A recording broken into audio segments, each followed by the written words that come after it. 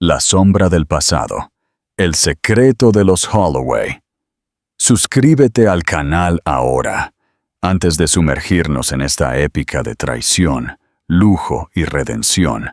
Dinos, ¿desde qué ciudad del mundo nos escuchas hoy? Tu apoyo es el motor que impulsa nuestras historias. Al final, no olvides calificar este relato del 0 al 10. Empecemos.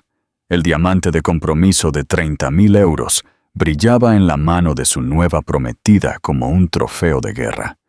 Pero el mundo de Mateo se detuvo en seco cuando su exesposa, la mujer que él dejó en la miseria, entró al restaurante sonriendo con un bebé en brazos que tenía exactamente sus mismos ojos.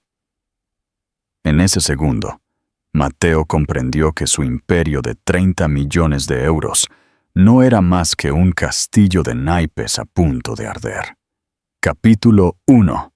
El peso del oro.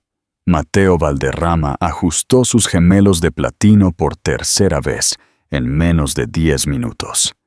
Era un tic nervioso que creía haber enterrado en los suburbios de los que escapó hace 2 décadas. A sus 41 años, Mateo era la cara del éxito en España. Un hombre hecho a sí mismo, con una fortuna neta de 30 millones de euros y una reputación de hierro en el mundo tecnológico. Sin embargo, sentado en la mesa más exclusiva de Cristalos, se sentía como un impostor con un traje demasiado caro. Frente a él estaba Penélope Ward. A sus 36 años, ella era la encarnación de la elegancia madrileña. Su cabello, peinado con una precisión matemática, caía sobre sus hombros como una cascada de seda oscura. Penélope no solo era su prometida, era su socia estratégica. Su compromiso, anunciado hacía 3 meses, fue celebrado en los círculos financieros como la fusión perfecta. «Estás distraído, Mateo», observó Penélope. Sus dedos, con una manicura impecable, sostenían la copa de vino como si fuera un cetro. «El camarero lleva 3 minutos esperando para servir el carpaccio. Lo siento, querida».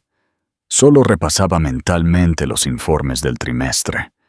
«Anderson quiere cerrar la expansión antes de marzo», mintió Mateo con la fluidez de un actor profesional. «Es Nochebuena, cielo», respondió ella con una sonrisa gélida. «El mercado puede esperar hasta el lunes. Disfruta del brillo de ese diamante. Me costó mucho convencer al joyero de Amberes para que lo terminara a tiempo». «Me costó», pensó Mateo.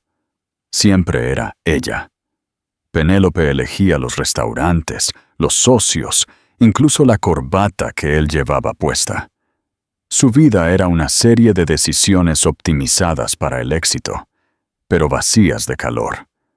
El restaurante murmuraba con una versión acústica de Noche de Paz, y el aroma a trufa y pino llenaba el aire. Todo era perfecto. Todo estaba bajo control. ¿Alguna vez has sentido que tienes todo lo que soñaste, pero al mismo tiempo sientes que no tienes nada? Dale like a este video si crees que la felicidad no se compra con acciones en la bolsa. Capítulo 2. El fantasma en la nieve. La puerta de roble de Cristalos se abrió, dejando entrar una ráfaga de aire helado que hizo oscilar las velas de las mesas. Mateo levantó la vista por instinto, y su corazón, ese órgano que él creía haber domesticado con lógica y ambición, dio un vuelco violento. Era Lucía. Llevaba un vestido azul marino sencillo, el mismo que ella llamaba su vestido de ocasiones especiales, cuando vivían en aquel piso de 40 metros cuadrados en Vallecas. Tenía copos de nieve derritiéndose en su cabello oscuro y las mejillas encendidas por el frío. Pero no fue su presencia lo que dejó a Mateo sin aliento. En sus brazos, envuelto en una manta de lana blanca, dormía un bebé. Mateo sintió que el restaurante desaparecía. Los sonidos de los cubiertos y las risas se convirtieron en un zumbido lejano. Lucía caminó con una gracia natural, ignorando las miradas de los comensales que vestían pieles y joyas. Se dirigió hacia la barra, donde Evan, el dueño del restaurante y mejor amigo de Mateo, la recibió con un abrazo que denotaba una familiaridad dolorosa. El bebé se movió. Lucía lo acomodó en su hombro, con ese movimiento rítmico y experto que solo tienen las madres que crían solas. En ese momento, el pequeño abrió los ojos. Eran oscuros, profundos, con una forma rasgada que Mateo veía cada mañana en el espejo. «Mateo, ¿conoces a esa mujer?» La voz de Penélope cortó el trance como un cristal roto. Ella había dejado de comer y observaba la escena con una mezcla de curiosidad y desprecio. Parece una de esas personas que entran buscando el menú del día por error. Mateo no pudo mentir. No esta vez. Es Lucía, mi exesposa. Penélope dejó caer el tenedor. El sonido metálico resonó en toda la sala. La mujer de la que nunca hablas. ¿Y ese niño? Mateo. Dime que no es lo que parece. Mateo no respondió.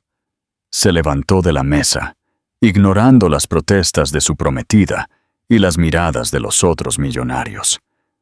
Sus piernas se sentían como plomo mientras cruzaba el salón. Cada paso era un viaje al pasado, a los días en que él y Lucía compartían un bocadillo de tortilla y soñaban con cambiar el mundo, antes de que el dinero lo cambiara a él. ¿Qué harías tú si vieras a tu gran amor con un hijo que podría ser tuyo en el lugar más inoportuno del mundo? Déjanos tu comentario diciéndonos si Mateo debería pedir perdón o seguir con su cena de lujo. Capítulo 3. El nombre del silencio. Se detuvo a 2 metros de ella. Lucía se giró lentamente. No había odio en sus ojos, solo una fatiga infinita y una chispa de orgullo herido.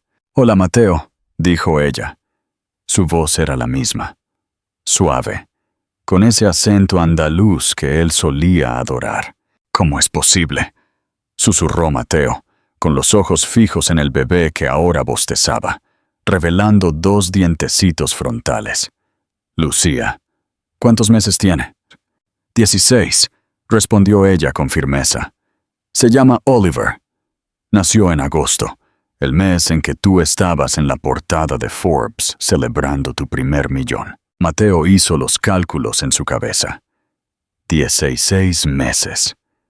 El niño fue concebido en noviembre, justo antes de que ella se marchara de casa, cansada de esperar a un hombre que nunca llegaba a cenar, cansada de ser la segunda prioridad después de una aplicación móvil. «¿Por qué no me lo dijiste?», la voz de Mateo tembló. «Tenía derecho a saberlo. Soy su padre». Lucía soltó una risa amarga que llamó la atención de las mesas cercanas. «¿Derecho? ¿Desde cuándo te importan los derechos de alguien que no sea Mateo Valderrama? Te busqué, Mateo. Fui a tu oficina 3 veces, pero tus secretarias me dijeron que estabas demasiado ocupado con inversores internacionales para ver a alguien sin cita previa».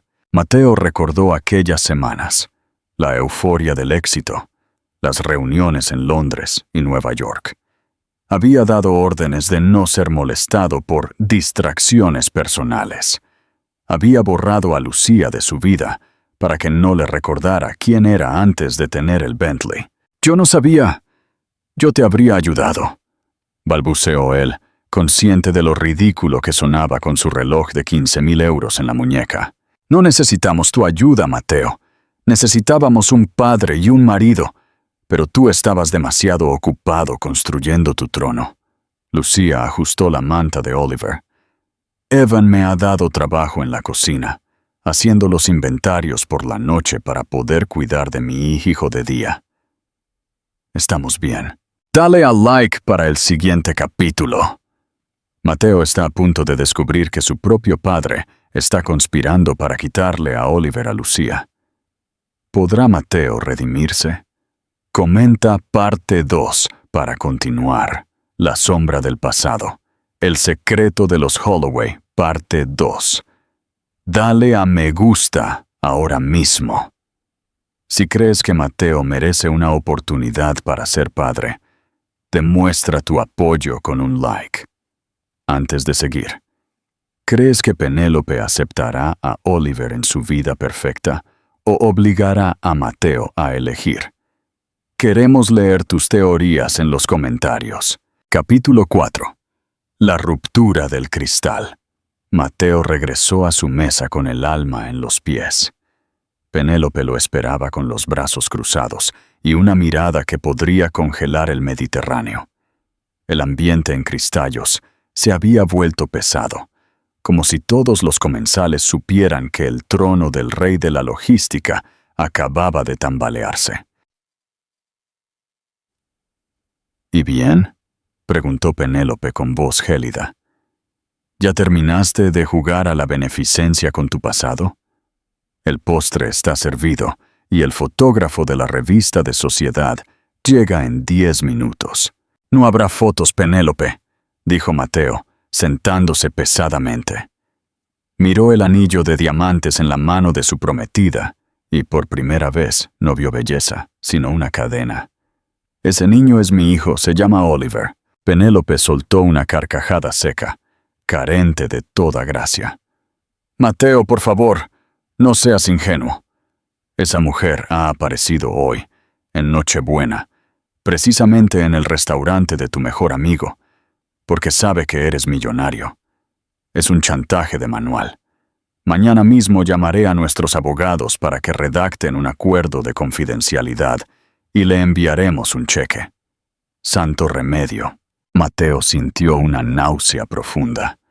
Recordó a Oliver, con su pijama de renos y su sonrisa de banana, y luego miró a la mujer frente a él, que hablaba de su hijo como si fuera una crisis de relaciones públicas. No es un chantaje, Penélope, es mi sangre, y si crees que voy a resolver la existencia de mi hijo con un cheque, es que no me conoces en absoluto. Si decides reconocer a ese niño, advirtió Penélope, inclinándose hacia adelante, nuestra boda se cancela. Mi familia no se mezclará en un escándalo de paternidad ilegítima con una camarera de Vallecas. Elige, Mateo, tu imperio y tu futuro conmigo, o una vida de pañales y juicios con ella. ¿Qué elegirías tú? ¿El imperio que tardaste 20 años en construir o el hijo que acabas de conocer? Comenta hijo o imperio ahora mismo. Mateo no respondió. Se levantó, dejó su tarjeta de crédito sobre la mesa y salió del restaurante. La nieve caía con fuerza sobre Madrid, pero él no sentía frío. Sentía, por primera vez en 2 años, que estaba despierto. Capítulo 5. El verdadero enemigo. Mateo pasó la noche en vela en su ático de la calle Serrano. A las 3 de la mañana, recibió una llamada de un número desconocido. Mateo, soy Melissa, del hospital infantil. La voz de la enfermera sonaba urgente. Oliver Monroe ha sido ingresado por una fiebre altísima. Su madre te puso como contacto de emergencia hace meses y nunca lo cambió. Debes venir. Mateo condujo como un loco hacia el hospital. Al llegar a la planta de pediatría, el olor a desinfectante y el llanto de los niños le oprimieron el pecho. Allí, en una silla de plástico, estaba Lucía, hundida, con el rostro escondido en las manos. ¿Cómo está?, susurró Mateo, sentándose a su lado. Es una infección de oído que se complicó, dijo ella, con los ojos rojos. Pero no es solo eso, Mateo. Mi padre está aquí. Mateo se tensó. Ricardo Monroe, el abuelo de Oliver, apareció por el pasillo. Vestía un abrigo de cachemira gris y caminaba con la prepotencia de quien es dueño de la verdad.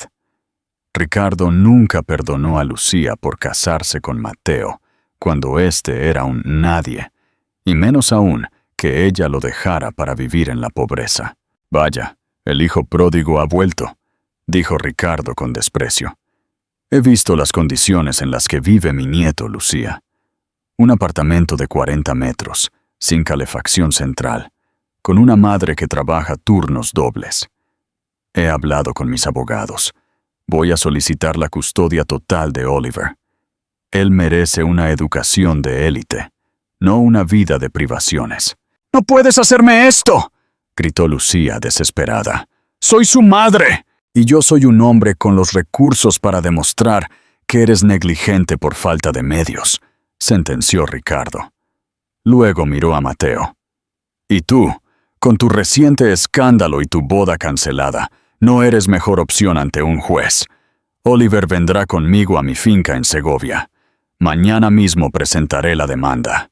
Dale like si crees que Ricardo es un monstruo». ¿Podrá Mateo unirse a Lucía para salvar a Oliver de las garras de su abuelo? Suscríbete para el final. Capítulo 6. La logística del amor. Mateo se quedó en el hospital toda la noche. Observó a Oliver dormir con una vía intravenosa en su manita. El niño balbuceaba Raf, buscando su jirafa de juguete. Mateo se dio cuenta de que su padre, Ricardo, y su ex socio Anderson eran iguales. Solo veían el mundo en términos de activos y pasivos. Al amanecer, Mateo tomó una decisión radical. Llamó a su CFO. «Vende mis acciones. Todas. Convoca a la junta y diles que renuncio como CEO. No quiero que mi nombre esté asociado a ninguna empresa mientras lucho por mi hijo». «¿Estás loco, Mateo?», gritó su socio por el teléfono. «Perderás el control de todo lo que construiste». «Ya perdí lo que importaba una vez», respondió Mateo mirando a Lucía, que dormía agotada en el sillón del hospital. «No volverá a pasar». Mateo pasó los siguientes 6 meses transformándose. Alquiló una casa sencilla en el mismo barrio que Lucía. Vendió el Bentley y compró un coche familiar. Empezó a estudiar derecho familiar para entender cómo derrotar a Ricardo. Pero lo más importante, aprendió a hacer tortitas de banana. Un martes por la mañana, mientras ayudaba a Oliver a buscar al Stegosaurus en el fondo de su bol de cereales, Lucía lo observó desde la cocina. «¿Por qué lo haces, Mateo?», preguntó ella. «Podrías estar en Nueva York cerrando tratos». «Porque cerrar tratos es fácil», dijo él, limpiando una mancha de leche de la cara de su hijo. «Aprender a que Oliver confíe en que estaré aquí mañana por la mañana. Eso es el verdadero éxito». Ricardo Monroe intentó destruirlos. Usó su dinero para que despidieran a Lucía, para que el casero los echara. Pero Mateo estaba allí, pagando las deudas, luchando en los tribunales, no como un salvador millonario, sino como un padre que finalmente entendía que la estabilidad no es una cuenta bancaria, sino la presencia constante. Epílogo. El legado de Madrid. 2 años después, en una tarde de otoño en el Retiro, Oliver corría tras las palomas gritando: «¡Papá, mira!». Mateo lo observaba, sentado en un banco junto a Lucía. No había gemelos de platino ni trajes italianos. Solo una familia. Mateo había fundado una pequeña consultoría para ayudar a emprendedores humildes, pero su verdadera agenda estaba llena de citas para el parque y revisiones del pediatra. Había descubierto que el merger más importante de su vida no fue con Penelope Ward, sino con la honestidad de reconocer que se puede ser el hombre más rico del mundo y estar vacío, o no tener nada y tenerlo todo. La redención no es un destino al que se llega con dinero.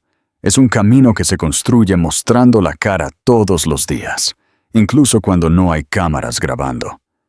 El éxito es, simplemente, quedarte cuando prometiste que lo harías. Muchas gracias por acompañarnos en Secretos Narrados. Califica esta historia del 0 al 10 en los comentarios. ¿Crees que Mateo hizo bien en renunciar a su imperio por Oliver?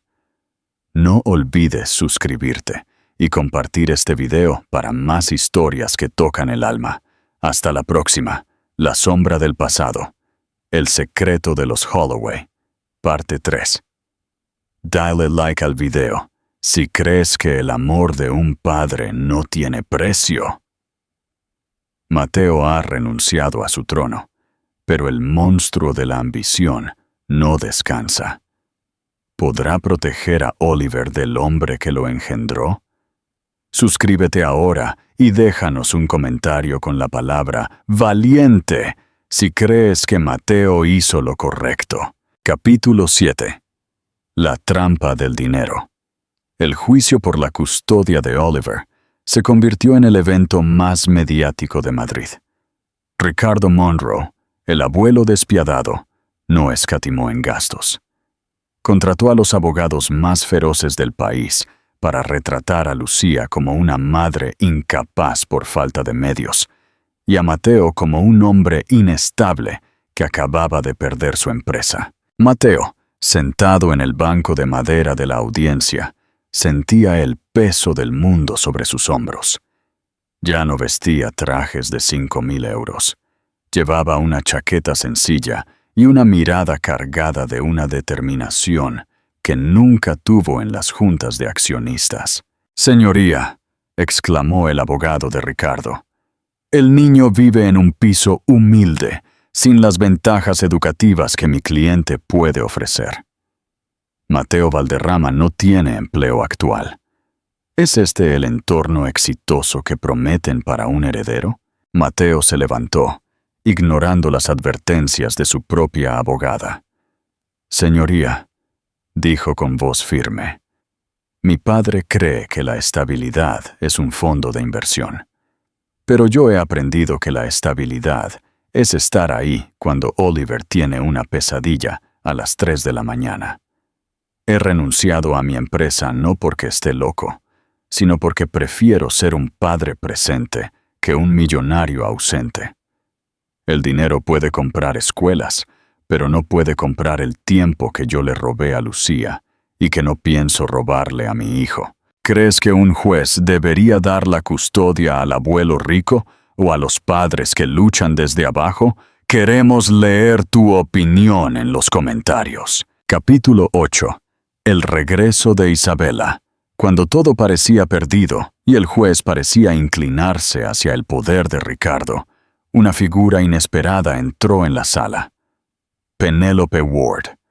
La mujer que Mateo dejó plantada en Navidad, caminó hacia el estrado con la elegancia de una pantera. Mateo y Lucía intercambiaron una mirada de terror. ¿Venía Penélope a vengarse? «Vengo a testificar», dijo Penélope con voz gélida. «Durante meses ayudé a Mateo a construir su imperio, y puedo dar fe de que el hombre que ven hoy es por primera vez alguien real. Ricardo Monroe intentó sobornarme para que declarara contra Lucía, ofreciéndome acciones en su compañía. El señor Monroe no busca el bienestar del niño, busca un trofeo para su vitrina». El silencio en la sala fue sepulcral. Ricardo se puso pálido. La traición de Penélope, motivada por un resto de dignidad que Mateo no sabía que ella tenía, cambió el rumbo del juicio. El juez golpeó el mazo. La custodia permanecería con Lucía, con derechos plenos para Mateo. Capítulo 9. El círculo se cierra. 6 meses después, Mateo estaba en la cocina de su nueva casa. Ya no había mármol ni mayordomos. Oliver corría por el pasillo gritando, «¡Papá, mira el círculo!», señalando un dibujo hecho con ceras de colores. Lidia se acercó y lo abrazó por la espalda. «¿Extrañas la oficina de Serrano?», preguntó ella con una sonrisa. Mateo miró por la ventana. Su Tesla había sido reemplazado por un coche familiar lleno de migas de galleta y juguetes. Su teléfono, que antes no dejaba de sonar con alertas de bolsa, ahora solo mostraba recordatorios de vacunas y citas para el parque. «Extraño el hombre que creía ser», respondió Mateo, besando la frente de Lucía.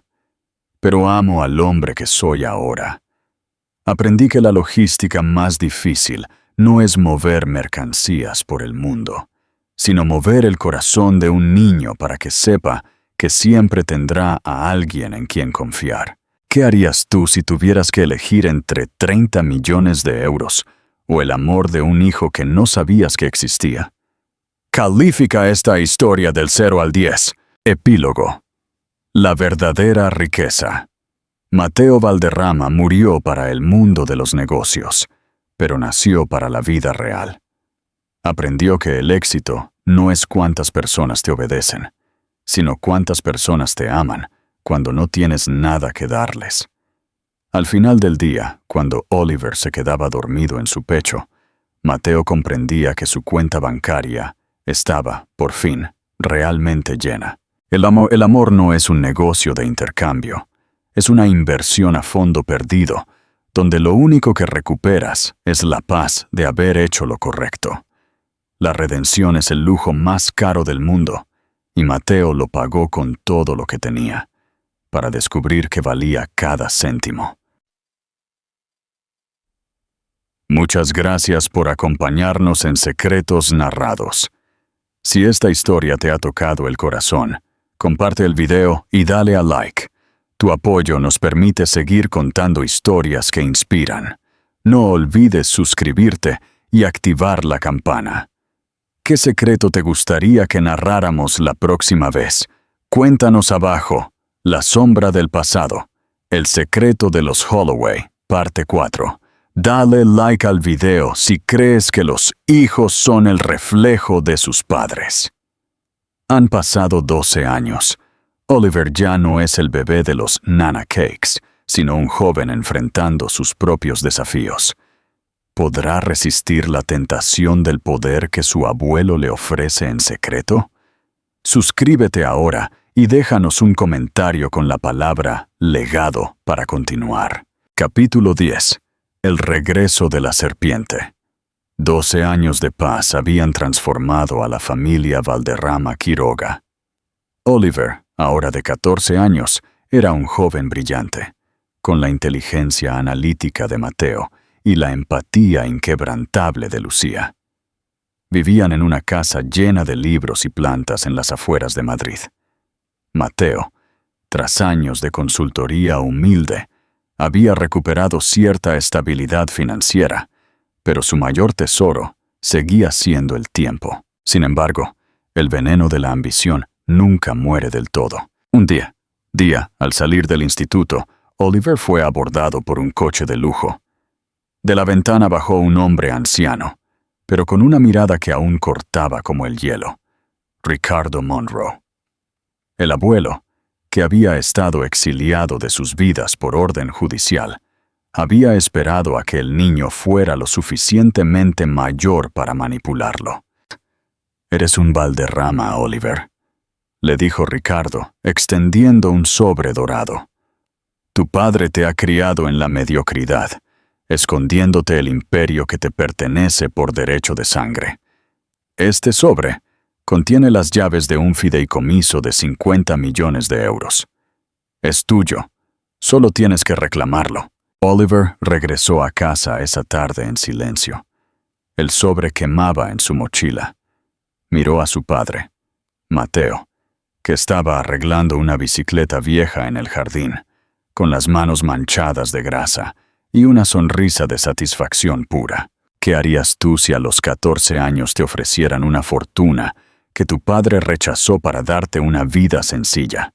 Queremos leer tu opinión en los comentarios. Capítulo 11. La prueba de fuego.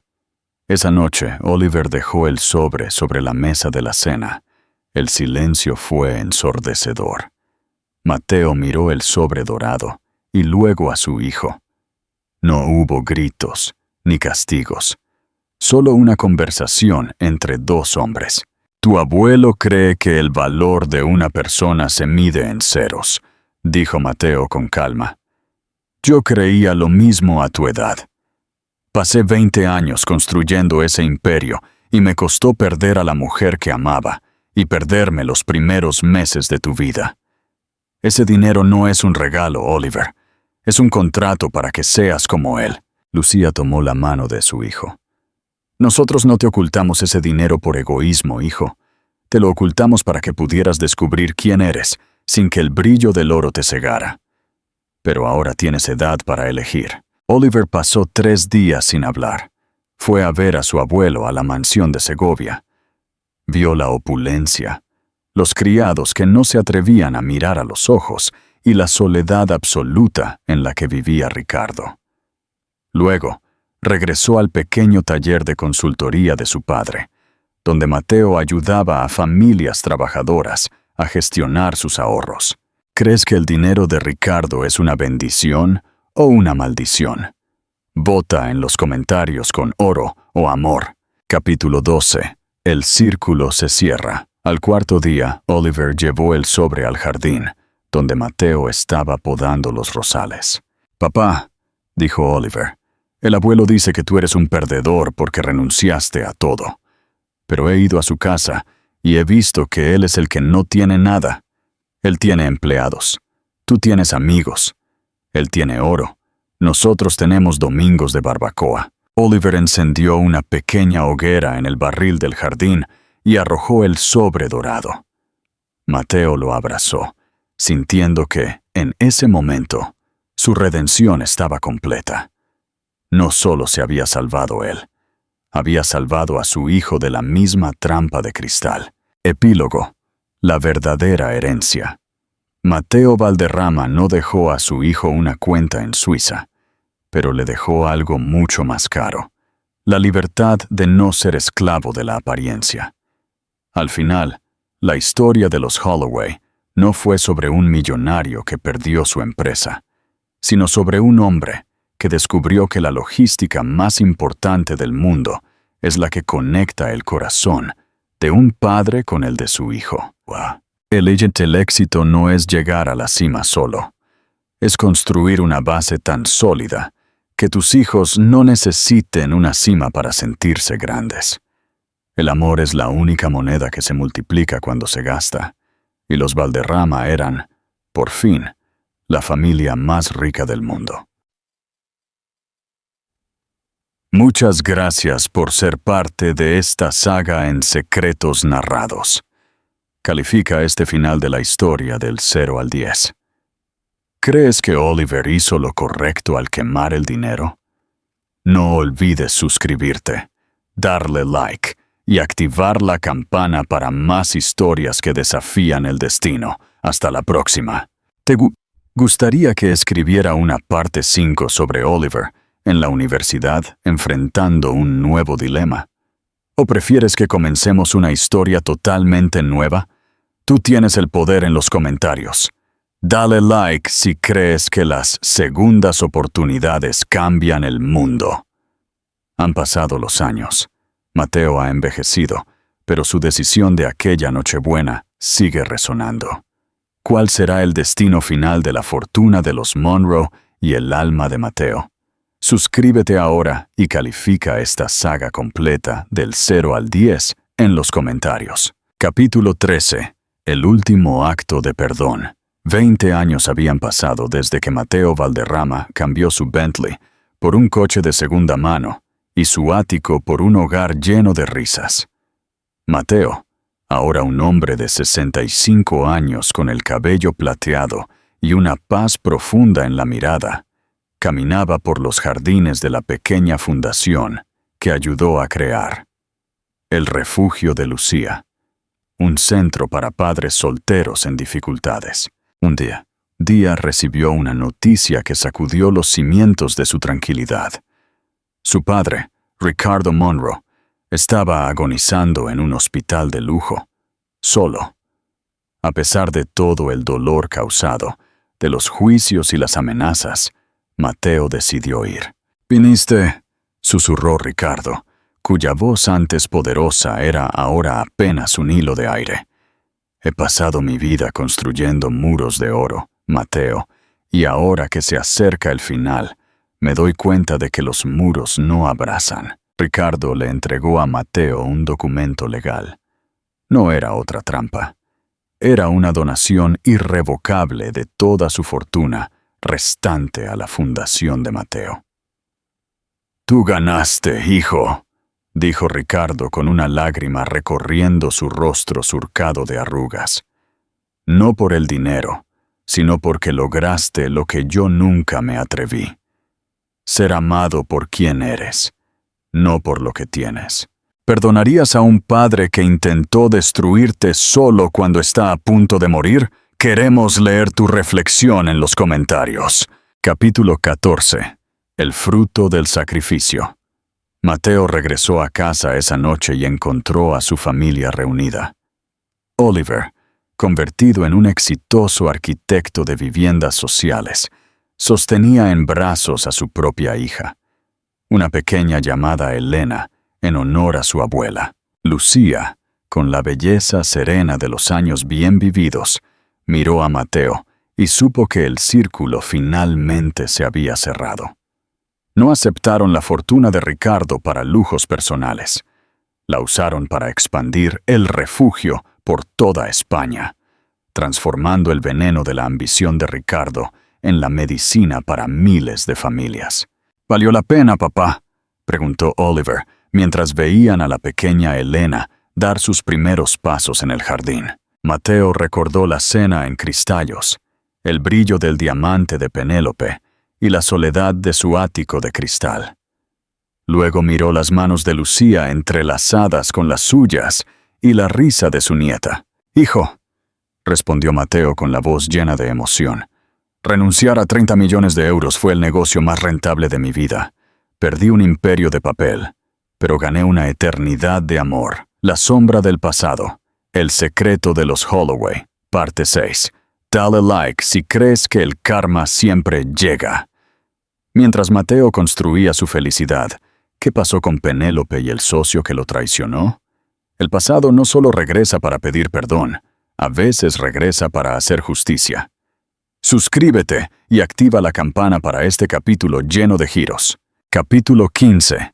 Las cenizas del poder. 5 años después de la renuncia de Mateo, el mundo empresarial de Madrid sufrió un terremoto. La empresa que Mateo fundó, ahora bajo el mando de su antiguo socio Anderson y con la influencia de la familia de Penélope, colapsó en un escándalo de corrupción y fraude fiscal. Penélope Ward, que había basado toda su identidad en el estatus y la perfección, se encontró en la ruina.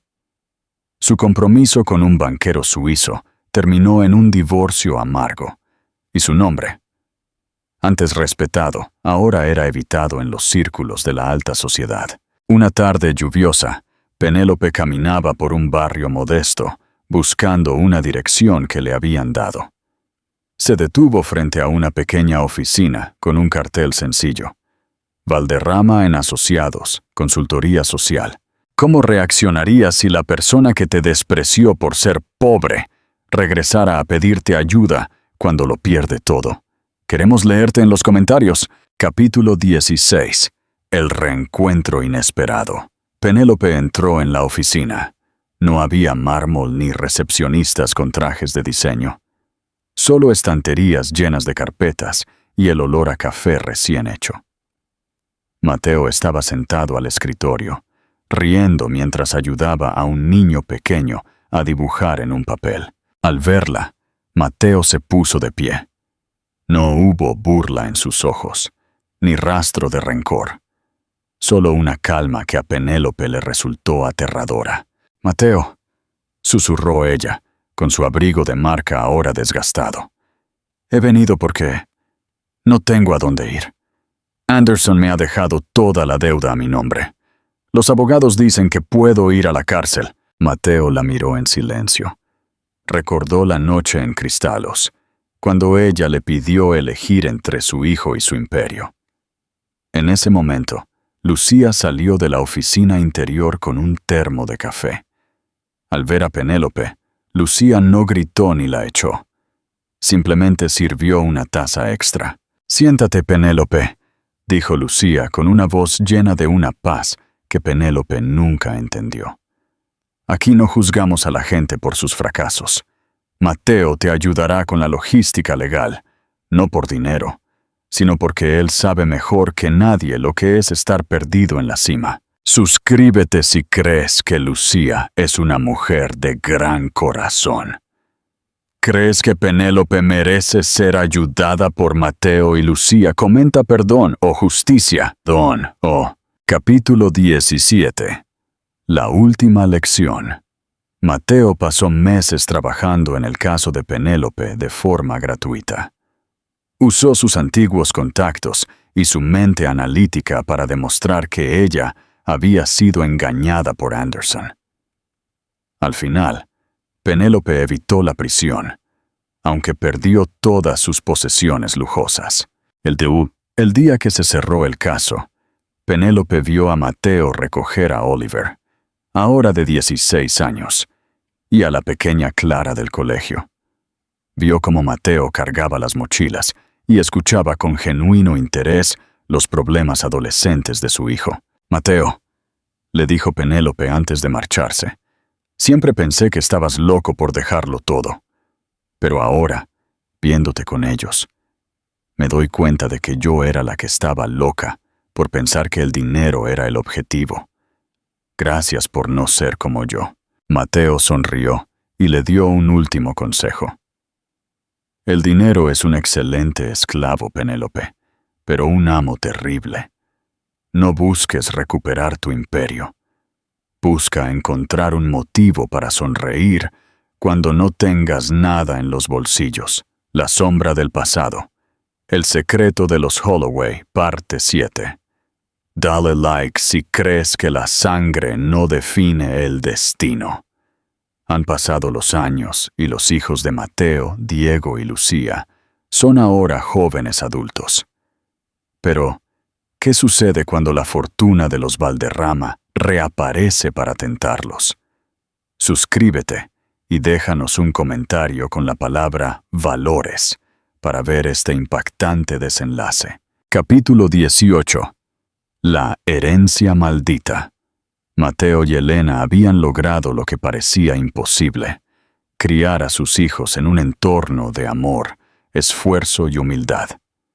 Diego, un arquitecto brillante de 25 años, y Lucía, una joven abogada de 23, crecieron viendo a su padre feliz, con las manos manchadas de grasa en el jardín, o ayudando a vecinos en su pequeña consultoría. Sin embargo, tras la muerte de Ricardo Monroe, un equipo de abogados de alto nivel apareció en la puerta de la modesta casa de los Valderrama Quiroga. «Traemos el testamento final del señor Monroe», dijo el abogado jefe con una frialdad profesional. «Ha dejado un legado de 100 millones de euros destinados exclusivamente a sus nietos, con una condición: deben retomar la dirección de la corporación original y restaurar el apellido Valderrama a su antiguo esplendor mediático». Mateo sintió un escalofrío.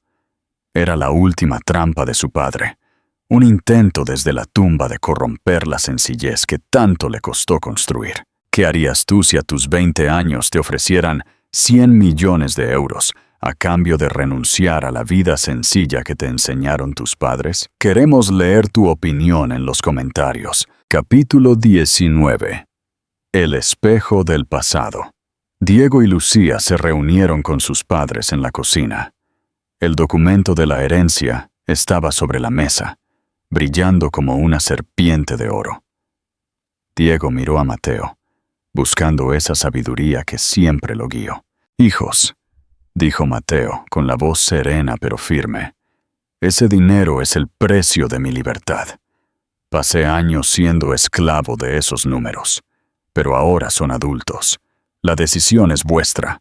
Podéis ser los dueños de un imperio de cristal o los dueños de vuestra propia alma». Lucía, que había heredado la fuerza de su madre, tomó el documento y lo miró con desdén. «Papá, he pasado toda mi vida viendo cómo ayudabas a gente que no tenía nada. He visto a mamá diseñar parques para niños que nunca habían visto un columpio.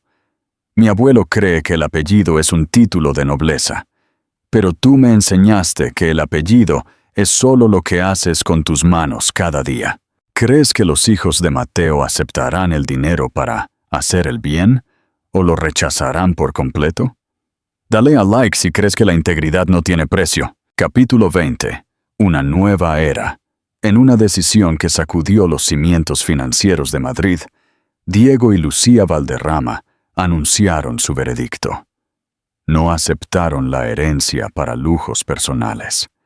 En su lugar, utilizaron el vacío legal que les permitía la donación para disolver la corporación Monroe y convertir todos sus activos en una red nacional de escuelas técnicas y centros de emprendimiento social. El nombre Valderrama no volvió a los titulares de las revistas de sociedad, sino que se grabó en las placas de centros de ayuda por todo el país. Mateo, al ver a sus hijos inaugurar el primer centro, comprendió que su sacrificio de aquella Nochebuena en Cristallos no solo lo salvó a él, sino que protegió el futuro de las generaciones venideras. La sombra del pasado. El secreto de los Holloway. Parte 8. Final definitivo. Dale como si crees que el amor verdadero es eterno. Han pasado décadas. Mateo y Elena han envejecido juntos, pero un último secreto emerge del pasado de Doña Victoria. ¿Estás listo para el cierre definitivo de este legado? Suscríbete y déjanos un comentario con la palabra eternidad, si has seguido esta historia desde el principio. Capítulo 21. El último diario de Victoria. El sol de otoño bañaba con un tono dorado los jardines de la casa de campo en la Sierra de Madrid. Mateo, a sus 75 años, caminaba con un bastón de madera, pero sus ojos conservaban la misma chispa de determinación que aquel día en la Gran Vía.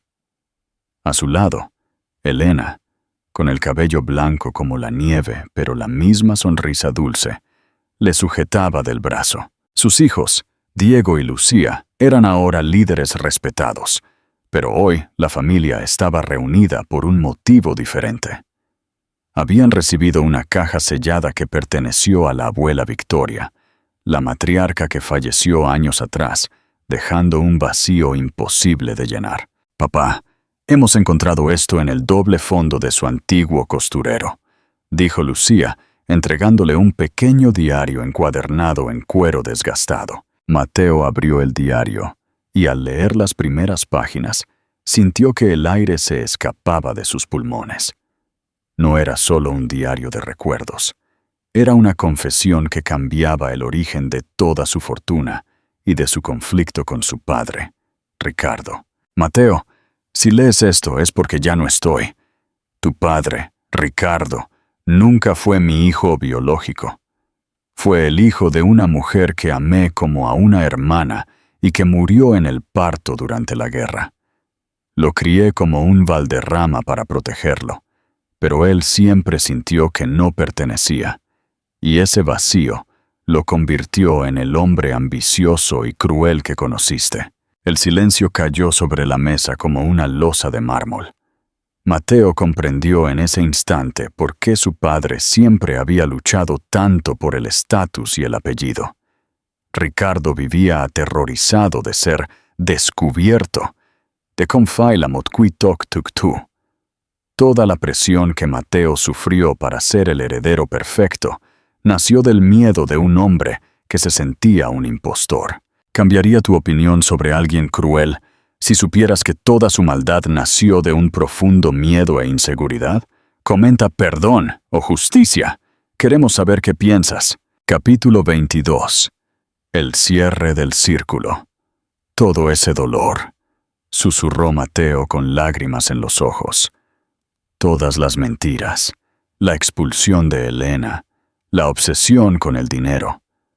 Todo fue para ocultar que él no era un Valderrama de sangre. Diego, que había heredado la sabiduría de su padre, tomó el diario. Eso significa que la fundación que creamos no solo está limpiando el nombre de una familia, papá. Está sanando una herida que empezó mucho antes de que tú nacieras.